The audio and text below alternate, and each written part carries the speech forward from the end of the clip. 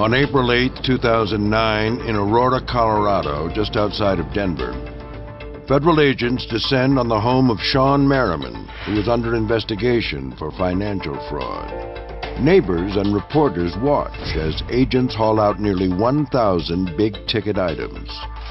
More than 350 pieces of fine art, including works by Rembrandt and Picasso. A ski boat, motorhome, and 7 cars, including an Aston Martin, sports memorabilia, and taxidermy. It was like a giant yard sale.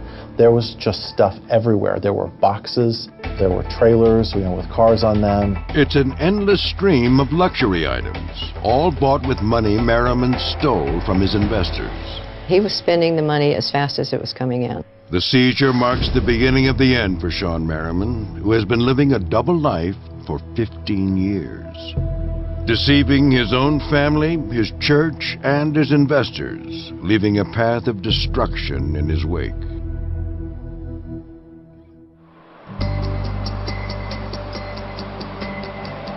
But long before Merriman strikes it rich, he is just a blue-collar kid in a family of construction workers.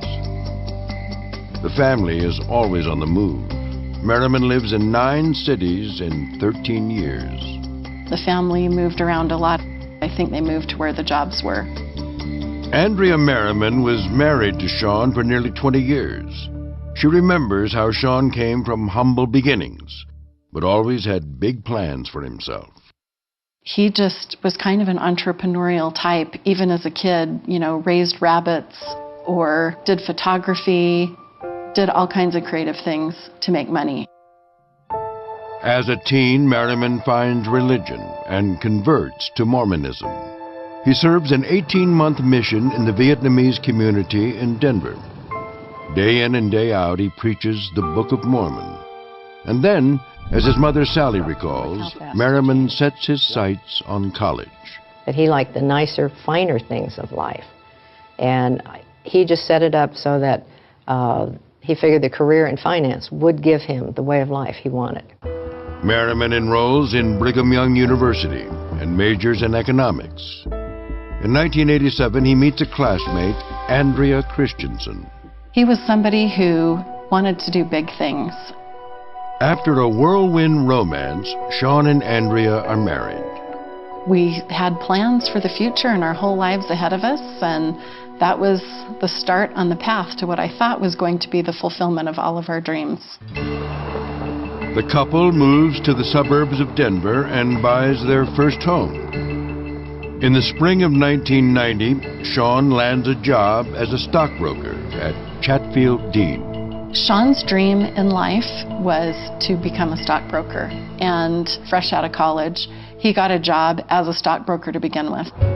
In the 80s and 90s, Chatfield Dean is one of the nation's largest penny stock companies, selling overpriced, risky stock to unsuspecting investors. Joe Manzanares, who worked at Chatfield Dean, recalls the high-stakes environment. The environment at Chatfield Dean in the early days was really high energy, really sell, get on the phone, dial 300-400 calls a day, looking for that new customer. Merriman is one of 100 brokers hired that year. His salary is 100% commission. The pressure to sell is intense. Brokers log 80-hour weeks, making cold calls, pitching shares in small, unknown companies. New brokers come into the business, they're really looking at a chance to make a lot of money quick. And there's a lot of pressure to produce. And if you're not producing, you're going to lose your job. Shawn proves to be an excellent salesman. He quickly gains the trust of his investors and convinces them to hand over their money. And I remember that in his first 3 months as a stockbroker, I think he made between $50,000 and $60,000. So he was pretty good at what he did. But what his clients don't know is that Merriman is taking shortcuts and buying stock in companies without their approval. His investments usually didn't work out. He started doing unauthorized trades with his clients because the pressure to produce got to him. And at one time, we had to look at letting him go from the company because people were complaining that the trades he was doing weren't authorized. Merriman makes a quick exit from Chatfield Dean and lands a new job with investment banking firm George K. Baum. He takes in a $54,000 signing bonus and is back to work. In April 1993, Shawn and Andrea welcome their first child. 8 months later, they buy their dream home, a sprawling 5-bedroom house situated on 3 acres of land. For Andrea and Shawn, everything seems to be going according to plan. But Merriman is hungry for more. When American Greed returns, Merriman launches his own investment business, but nearly loses it all when his trades tank. He did get in over his head fairly quickly, which is where I think the panic came in.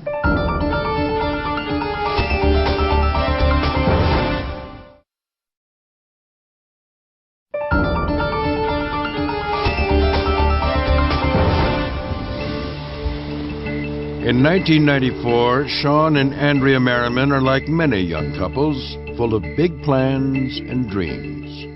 Our plan for our future was to work hard and raise our kids to grow up to be good citizens and to make many happy family memories along the way. The couple are active members of the Mormon Church. They are raising a young son, and Shawn is finding success as a stockbroker. But Merriman has bigger plans for his career. He decides he is ready to start his own investment firm. And we talked it over, and he really wanted to do it. And I'd been taught by my mom to always support your husband in his dreams, so I thought it sounded like a good plan. Merriman launches his own money management company. He names it Market Street Advisors. In June, he sets up shop in the basement of his new home and begins drumming up investors. He'd get up every day and go down into the basement and shut the door behind him, and I really wouldn't see him until he came up for dinner in the evenings. Merriman is 31 years old and just a fledgling money manager, yet his company begins to take off. Merriman plays to his strengths and proves to be an excellent salesman. He was very charismatic. People describe him as somebody who you wanted to be in the room with. Everybody wanted to be around him. Merriman pulls in $400,000 from 4 separate investors and is off and running. It was easy to like him and easy to trust him. I think it was easy for him to convince people to give him money. Merriman devises an aggressive investment strategy. He snaps up options on auto stocks, hoping for a big payday. But according to Postal Inspector Rob Barnett, Merriman's bets turned sour. He invested initially in Chrysler, a large investment in Chrysler, which lost fairly quickly $6,000. That was a big hit to him. And just in general, the market was not good to him, and he didn't make some good trades. So he lost a lot of money initially within the first 12 months. The losing trades continue. Merriman is shaken and in over his head. He has investors to answer to, and a wife and a new son to support. He probably had a little bit of panic of loss that I can't admit to this. This is $400,000 of other people's money that I'm responsible for, and I can't admit to losing it. So I can imagine he was panicked. He was very stressed about his job and said he had a big problem, and he was working on a way to fix it. And then I just remember a moment when he came to me and announced, "Oh, I figured out a way to solve my accounting problem." And I said, "Oh, good for you." And that was the extent of it. Merriman hatches a plan, a way to cover up the loss and buy himself more time. He'll start a new fund and reel in a new crop of investors. But when he made initial losses, he had to try to cover it up. So he had to go out and find new clients. And those new clients would put money in, and that would enable him to pay off the old clients that were wanting to withdraw money. Merriman says his new investment fund will take a more conservative approach. He claims to be well-versed in sophisticated option strategies that will earn steady returns of 7 to 20%. But he always said, "I will use covered call options to cover the downside, so there is really no risk and you won't lose money." Which, come to later find out, was kind of funny because he never passed his options exam. Merriman tells investors they need a minimum of $100,000 to get in. But he says he will make an exception for his parents, Sally and Jack. And he told us he was really going for the big dollar investor. But because we were his parents, he would take, if we wanted to invest with our smaller amount, our much smaller amount, he would invest it to help make it grow. Jack Merriman worked in construction as a pipe fitter until he was 68 years old. After decades of scrimping and saving and raising a family, he has $35,000 in his retirement account. Now the Merrimans hand over that hard-earned money to their son. And you really feel if you cannot trust your child that you have raised, then who can you trust? Each month, Shawn mails a statement showing small but steady gains in his parents' account. We got wonderful statements every month telling us how this wonderful thing was growing. I was just amazed at how well he had done. Really. He must really know finance. After tapping his family, Merriman works his connections at church and in his neighborhood. And as Assistant U.S. Attorney Tim Neff discovers, Merriman frequents classic car shows on the prowl for new investors. One of the things he liked to collect was vintage cars. And so we started frequenting and going to various car shows. It was certainly a field that was ripe for the pickings, and Shawn Merriman knew how to exploit that. In 1994, Merriman sets his sights on a new target, 54-year-old Tim Gilmartin. Gilmartin is a commercial pilot, but it's cars that he is passionate about. For years, he's been restoring a 1936 Cord. Now Merriman and Gilmartin strike up a friendship. We went to swap meets together, we went to shows together, absolutely. We're good friends, it's all about the cars. Merriman tells Gilmartin he runs an exclusive investment club, but that it's currently closed to new investors. Shawn Merriman always played the soft sell to the investors. Hey, I don't really need your money. I don't like to necessarily deal with friends and family, but I'll make an exception here. And that whole idea that his investment fund was something exclusive was in part key to his success. I mean, this wasn't going to be open to everybody, so you had to get in quick, because if you didn't, somebody else might step in. And that's why he was able to take advantage of so many people. 1 year later, Merriman offers Gilmartin a shot to get in the club. He said some shares came available, somebody opted out of his fund, shares came available, would you like to invest with me? His shtick was, if I make money, I get 40% of the profit. If I lose money, I don't take any money. So, okay, that sounds good. Yeah, it's a hefty price, but he was doing very well. Gilmartin and his wife Nancy buy in. They send Merriman a check for $48,000. Like clockwork, the couple starts receiving monthly statements showing small but consistent gains. We just let them ride. I mean, we got a statement every month, and it looked good. We're making money. Every month we're going up. The Gilmartins are watching their money grow, and they consider themselves lucky for the chance to invest with Shawn Merriman. And they aren't the only lucky ones. Money is pouring into Market Street Advisors, and Merriman is again off and running. But he was successful in starting his scheme. He made that loss, covered it up, and was able to keep going. I think he had skill and talent in the area of salesmanship. He was a very good salesman. He could sell, himself to anyone and do it successfully. Merriman has a fresh infusion of cash, but instead of investing the money, he begins spending wildly on himself. He builds a 4,800 square foot addition on the back of his house.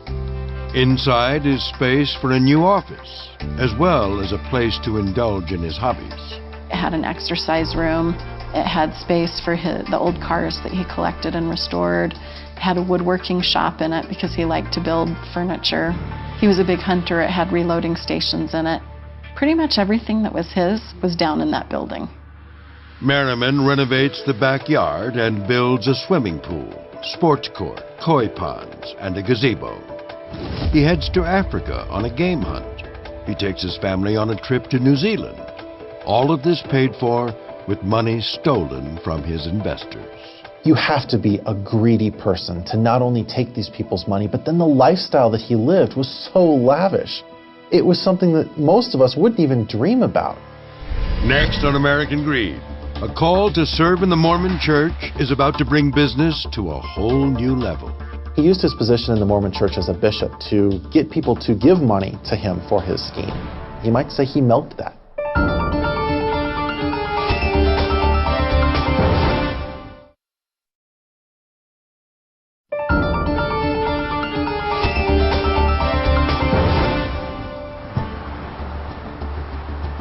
In 2001, Shawn Merriman is living a double life.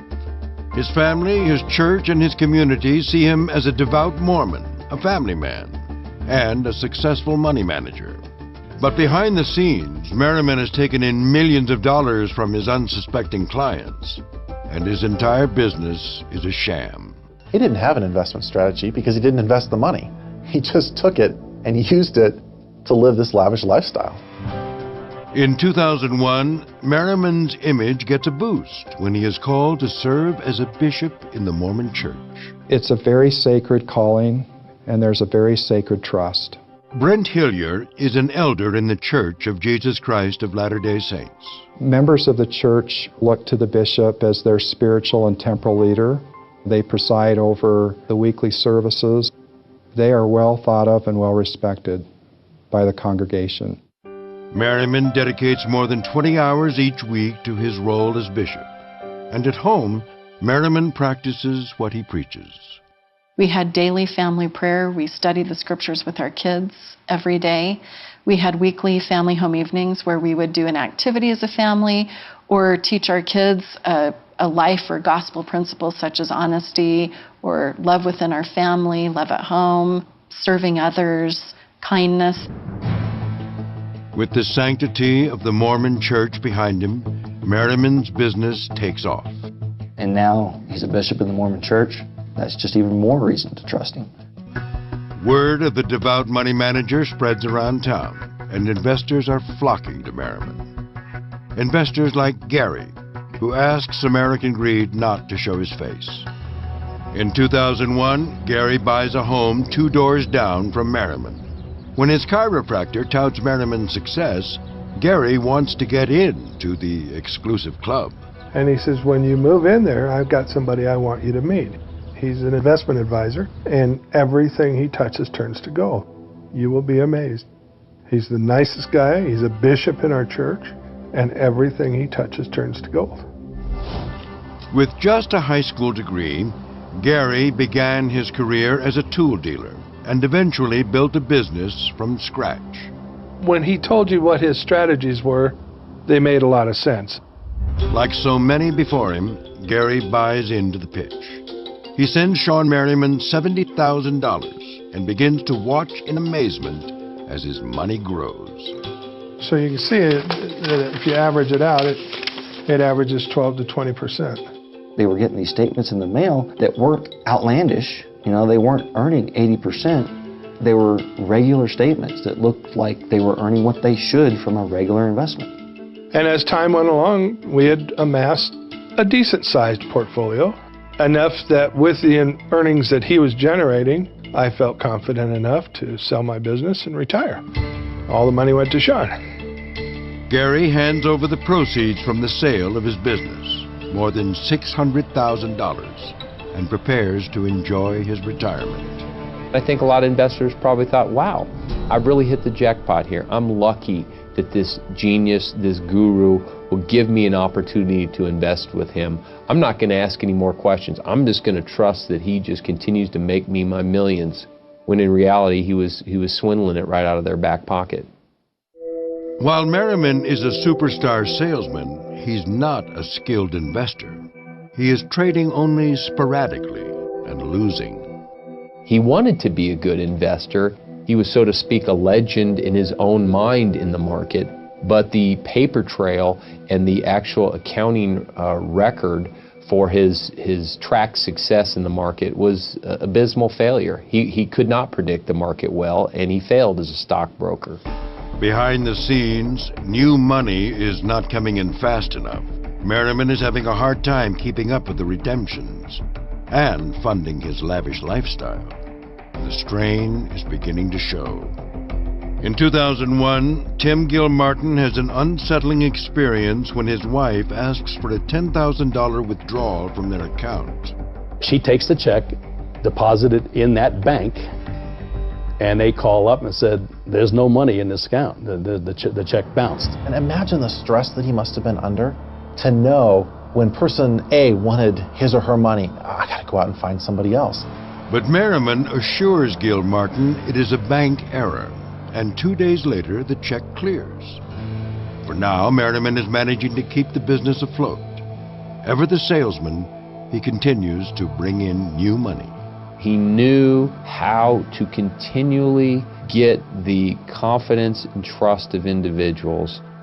So it was a ultimate fraud, and he was excellent at doing it.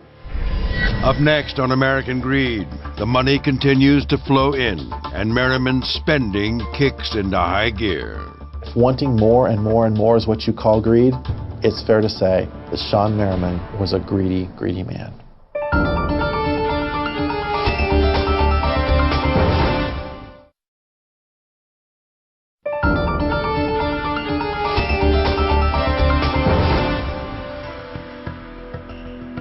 By the early 2000s, Shawn Merriman has weathered the ups and downs of his investment scheme and appears to be back on top.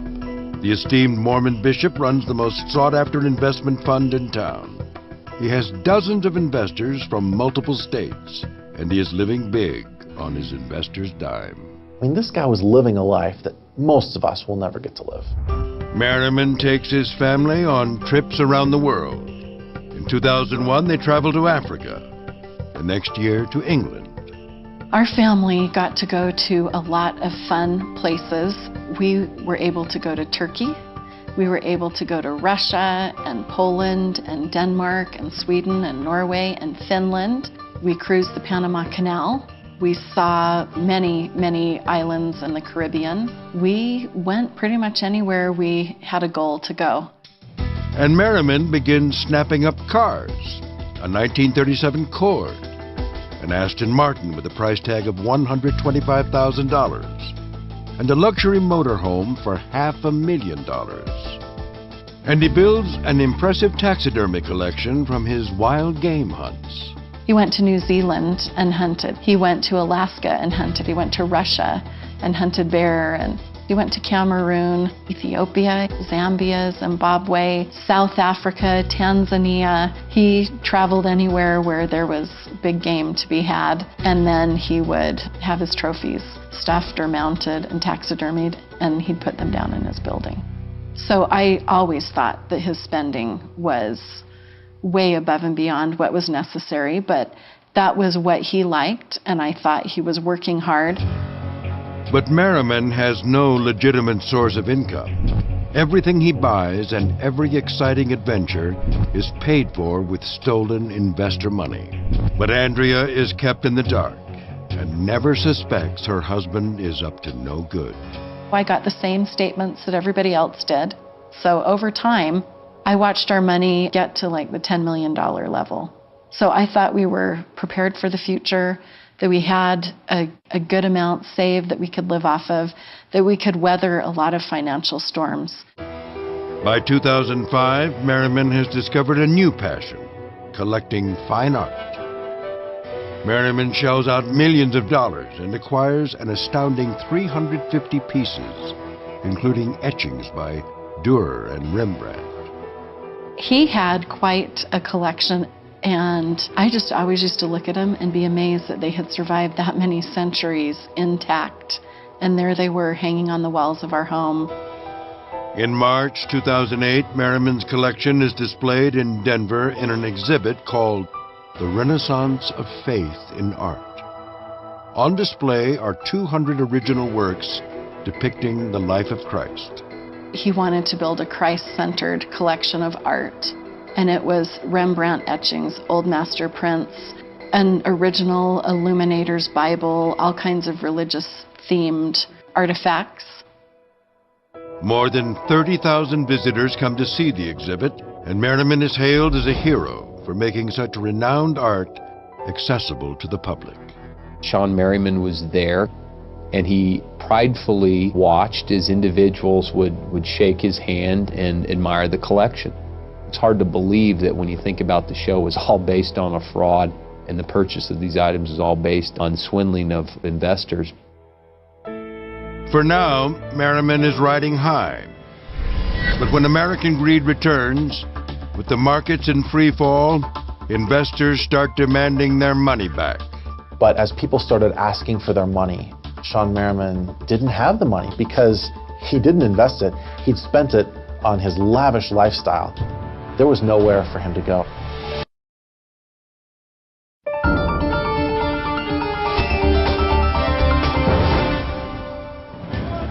In 2008, the nation's economy has fallen into a recession. Breaking news all over Wall Street this morning. This is a special early morning edition of Squawk as Lehman Brothers files for bankruptcy. The stock markets are plummeting. Unemployment is climbing at a record pace, and investors everywhere are nervous. But for Shawn Merriman, it's business as usual. In July, he snaps up a ski boat. 1 month later, he buys a 5-bedroom cabin in Idaho. He didn't show any signs of stopping. This was a guy who continued to want more and more. While the markets are getting hammered, Merriman's statements continue to show consistent gains, and some investors are growing suspicious. He's still making money, and the S&P 100 is down over 45%. Tim Gilmartin has been investing with Merriman for 13 years. He has watched his investment increase fourfold. But now, he and some friends from the car club have an uneasy feeling. And one of them asked me, Tim, what do you think is happening here? Look, the market's going down like crazy, but Shawn's still making money. Maybe we should do an audit. And I said, yeah, that's a good idea, you know. There were some vocal investors who were demanding a better, more independent accounting as to how his funds were managed and what their track record was. And the more they asked for that accounting, the more he resisted. Investors are hounding Merriman and demanding their money back. He panicked because people needed money, and they were coming to him to withdraw their investments. He didn't have it, and his world crumbled quickly. Merriman's accounts are empty, and with no new money coming in, he can't keep up with the pace of redemptions. He takes out a loan on his house in the amount of $940,000. That buys him some time, but the fraud that Merriman orchestrated is about to collapse. He was in a pressure cooker. Shawn Merriman really felt like he had been cornered. I don't think he had another option. I think the walls were closing in on him so fast he had no choice. Merriman realizes he can't keep up the charade any longer and weighs his remaining options. He talked about placing the fine art in a briefcase, fleeing to Europe, and selling these fine pieces of art over the years and remaining as a fugitive. He mentioned that he considered, but ultimately rejected, committing suicide, which left him with his ultimate card that he played in our case to surrender to federal authorities, plea for mercy, and try to get the best deal he could. On March 18, 2009, Merriman turns himself in to federal authorities. In my 20 years, I'd never seen an instance where a crime of this magnitude was revealed by an individual raising their hand and admitting to authorities, I've committed a horrible crime, I need to go to prison for a long time. That's how the case began. In a 90-minute interview, Merriman details how Market Street Advisors was all a con. But I was actually struck at how matter-of-factly he recited the facts and his involvement in this particular case. Merriman brought in 68 investors from multiple states. And over the course of 15 years, he took in more than $21 million. Now, the money is spent. And I got the impression from him that on some level he was absolutely exhausted of living this lie. Many of Merriman's burned investors were family. close friends, neighbors, and fellow Mormons. To the people who lost money, it was absolutely the ultimate betrayal. It was a friend. He would go to barbecues with his clients. He would take them on trips. He would go to church with them. Talk about somebody who just betrayed everything that you ever believed in. That's what they say Shawn Merriman did. After confessing, Merriman is allowed to walk free while the government builds its case. He returns home to break the news to his wife. And he said, I need to tell you that my company, Market Street Advisors, is a sham. And that was the beginning of the end for me. That's where it all ended. In an instant, Andrea discovers her life was based on a series of lies. I just sat there. I was so in shock, I couldn't react either. And then after he told me that he would be going away and I'd be left alone to raise our children, and that he was sorry, he started to cry. And that's when I knew it had to be real, that it must not be a joke. I just could not comprehend it. All I could think of was, I need to get away from this man. I just felt like he was a stranger, just in an instant, in a moment. He was someone that I didn't know, and I couldn't imagine that I'd ever known him. But Merriman isn't done. He picks up the phone and begins dialing each and every one of his victims, including his own mother. He just said, Mom, I have to tell you something very bad. I have been running a Ponzi scheme. I took your money. And that's when I said, how could you? I said, you took all of our money that we're counting on for retirement? He said, yes. And it's like, then what went wrong? Why would you do this? Sally and Jack's original investment of $35,000 had grown to $178,000. Now they learn that money has vanished. And it was just, you're sick. You are sick to your stomach. And you think, how could he? And he said, I feel I will only get 5 years because I am turning myself in, and I will help them as much as possible. It was just total shock that everything was gone. For Tim Gilmartin, his suspicions are now confirmed. Merriman's betrayal is hard to comprehend. How could you do that to your family, your friends, car guys, everybody? How could you do it? So I don't know how we slept at night. Really don't. Many investors, like Gary, are completely devastated. He just said, I notified the feds on Monday, and there is no money. There never has been. And this has all been a fraud and a sham. Gary had invested his entire life savings with Shawn, more than $800,000, which had grown to more than $1 million on paper. Now it is all gone. The deception is more than Gary can bear. I went home and loaded a .45 and had every intent of going down and blowing him away. But when I got to the front door, I realized that would put me in prison or dead, and I'd miss my family. The investors were outraged. They frankly, wanted blood for Mr. Merriman. When American Greed returns, Shawn Merriman will have his day in court and come face to face with his outraged investors. I want to see that son of a bitch go to jail.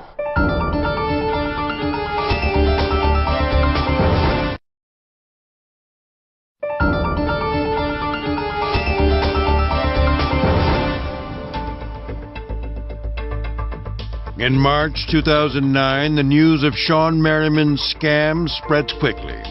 No one, it seems, suspected Merriman capable of such deceit. You begin to wonder if the man has a soul or a heart to engage in this kind of just callous conduct. On April 8th, a team of federal agents arrives at Merriman's sprawling home to begin seizing his assets. But even in their wildest dreams, agents could never have imagined the treasure trove they were about to uncover. That part was overwhelming. All of us are amazed and just in shock that there was so much stuff. Packed into the building behind his house, investigators discover 7 cars. A 22-foot ski boat, a luxury motorhome, a Harley-Davidson, and 13 dirt bikes and dune buggies, a taxidermy room, 34 antique weapons, and nearly 200 pieces of sports memorabilia. And artwork is piled up to the ceiling, more than 350 works. We were just dumbfounded at the amount of the stuff that he had accumulated and bought.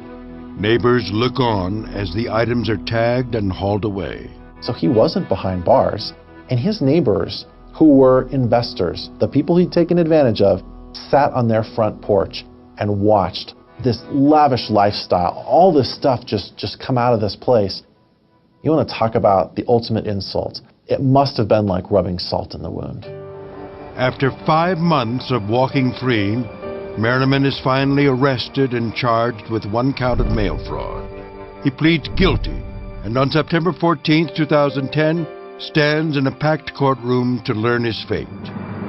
30 investors are on site, many sharing with the court their own stories of grief and devastation.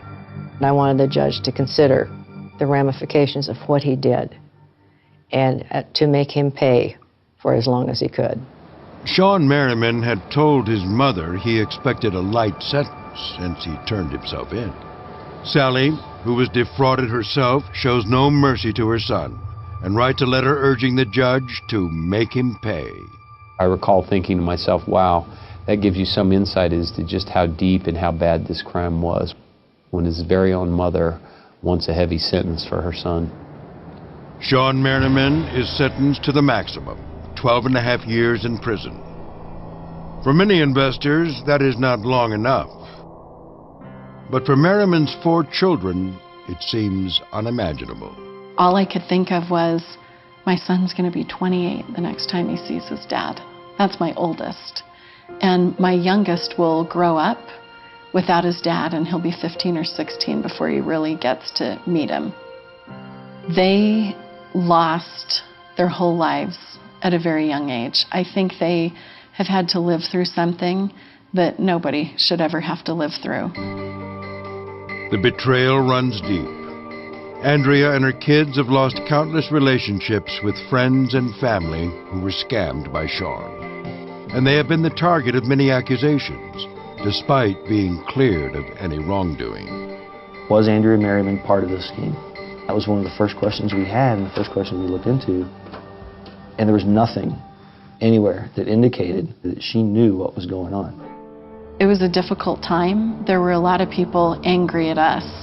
I felt bad. I felt guilt that I was married to someone that would do something like that. Looking for a fresh start, Andrea files for divorce and moves to Utah, where she finds a job in public relations. She eventually remarries and builds a new life. But I have chosen to move on every single day since then. So I think that's a key to surviving hard things, is choosing to carry on and choosing to make a new life out of what you're left with, even if you're not left with very much. The luxurious lifestyle Andrea and her children once knew is gone for good. But the family has found happiness again in a simpler way of life. Sometimes you have to have something bad to put your life in the right perspective. And like for me, like I grew up with everything I wanted and was really worried about stuff like that. And now I've learned what's important and I'm a better person because of it. Shawn Merriman has lost everything. His family, his fortune, even his religion. Once an esteemed bishop, Merriman has been excommunicated from his church. He violated the trust that was given to him in that position. He was excommunicated within just a few days. That's the most severe action that can be taken in the church. The tragedy of this whole thing is the talents and the intelligence and the potential that he had to do anything. He could do so many things, and selfishness and greed and pride took all of that away, and now he's left with nothing. Absolutely nothing. He's alone in a cell, No family, no money, no home, no cars, nothing. But for Shawn Merriman's victims, many had their dreams, their future, and their security stolen from them. Many victims lost everything. They lost their retirement savings. They lost kids' and grandkids' college funds. Some of these folks were retired already. Well, they had to go back to work. They had to find more jobs because they lost everything. Many of Merriman's assets were auctioned off. But authorities say investors will be lucky to get back pennies on the dollar. He's a sociopath. He doesn't care about anything but Shawn. He doesn't care that you've invested your complete life with him. After losing more than $1 million in the scam, Gary couldn't make his mortgage payments and eventually lost his home. I hope I never have to look him in the eye again. And if he dies in prison, yay. He got what he deserved. Sally and Jack Merriman lost more than their retirement. The hurt stays, and it's the betrayal of the parents that is the worst. In a way, it is the death of your child. The child as you knew them is gone. You can't open that door again and let him back in. A con artist will be a con artist. And no, the best way to protect yourself is to have nothing more to do with them. Shawn Merriman sits in a prison cell in South Dakota. He is scheduled to be released in August 2020. He just became a really master thief. But master thieves do get caught. And he did.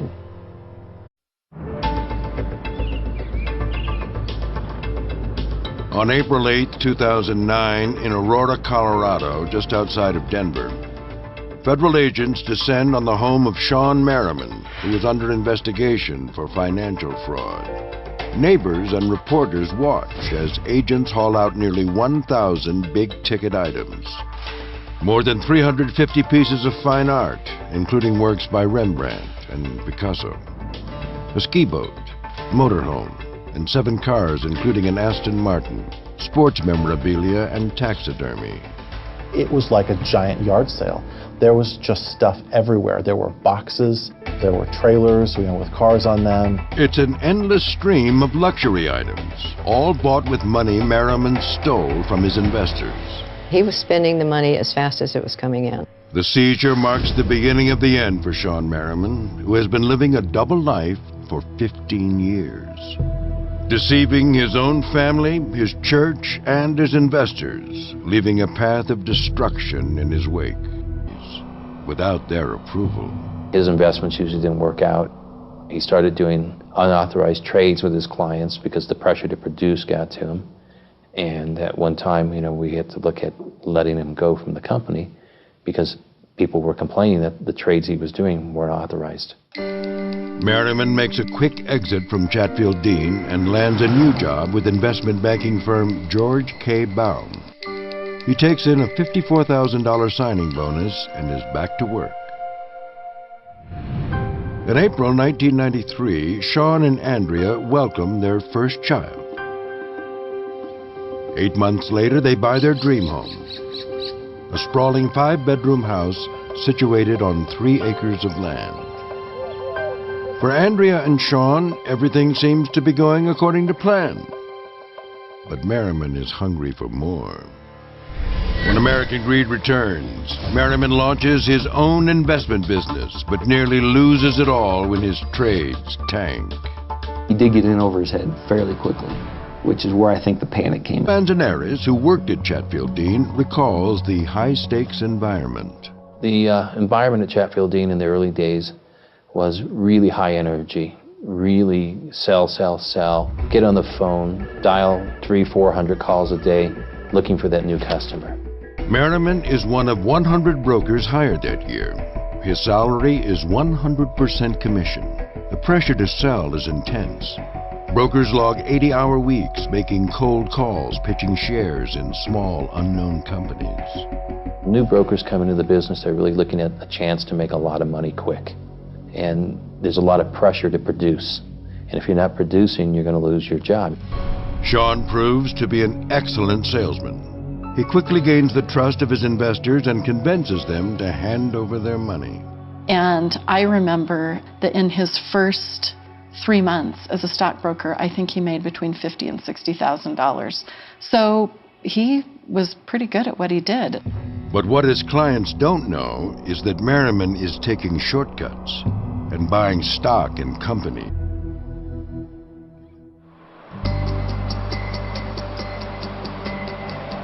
But long before Merriman strikes it rich, he is just a blue-collar kid in a family of construction workers. The family is always on the move. Merriman lives in 9 cities in 13 years. The family moved around a lot. I think they moved to where the jobs were. Andrea Merriman was married to Shawn for nearly 20 years. She remembers how Shawn came from humble beginnings, but always had big plans for himself. He just was kind of an entrepreneurial type, even as a kid, you know, raised rabbits or did photography, did all kinds of creative things to make money. As a teen, Merriman finds religion and converts to Mormonism. He serves an 18-month mission in the Vietnamese community in Denver.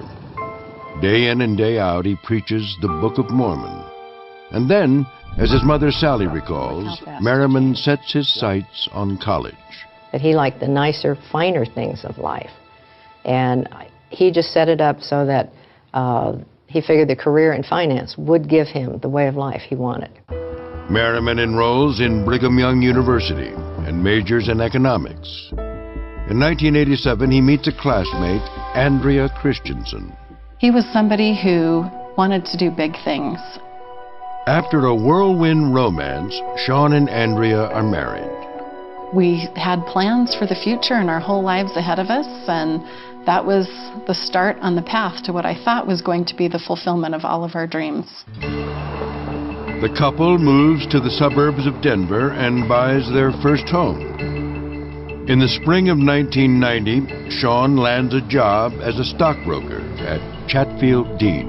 Shawn's dream in life was to become a stockbroker, and fresh out of college, he got a job as a stockbroker to begin with. In the 80s and 90s, Chatfield Dean is one of the nation's largest penny stock companies, selling overpriced, risky stock to unsuspecting investors.